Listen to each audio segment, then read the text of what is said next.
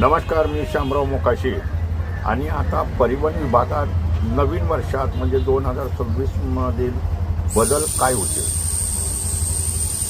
म्हणजे 2026ला नवीन कामं काय होतील.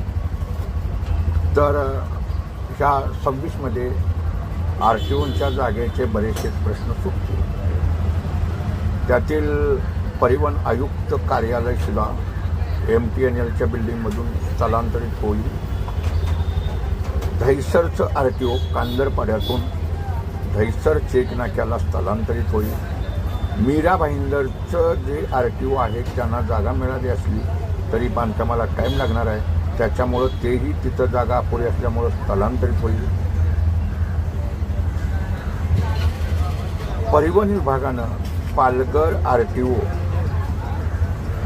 मंजुरी दिली, खर्चाला मंजुरी दिली उमरोळी येथे, परंतु तेही RTO कार्यालयाचं प्रत्यक्ष काम हे भाड्याच्या जागेत 2026मध्येच चालू होईल.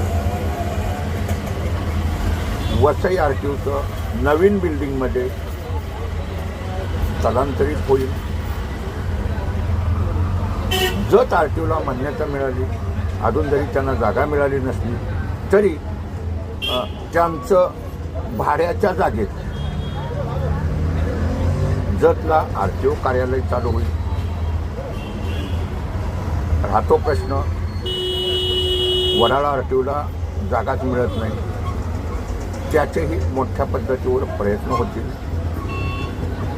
ज्या RTO कार्यालयाला जागा मंजूर झालेली आहे म्हणजे भाईंदर RTOला, मीरा भाईंदर, त्यांच्या इमारती बांधण्याच्या कामाला गती येईल. पालघर RTOच्या उरमोळी येथे मिळालेल्या जागेच्या कामाला गती येईल. वसई RTO, वसईला बिल्डिंग पूर्णत्वास होईल, स्थलांतरित होईल.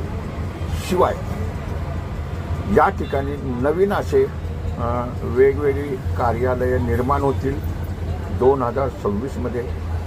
त्यातील सांगली जिल्ह्यातील इस्लामपूर RTO हे अजेंड्यावरती आहे. त्याला अजून जरी ह्या 15 वर्षात मान्यता दिली नसली तर ते CRS योजनेअंतर्गत ते बांधून होणार आहे. त्यासाठी शासनाला कायदा करावा लागणार आहे. व्हिडिओ शेअर करा.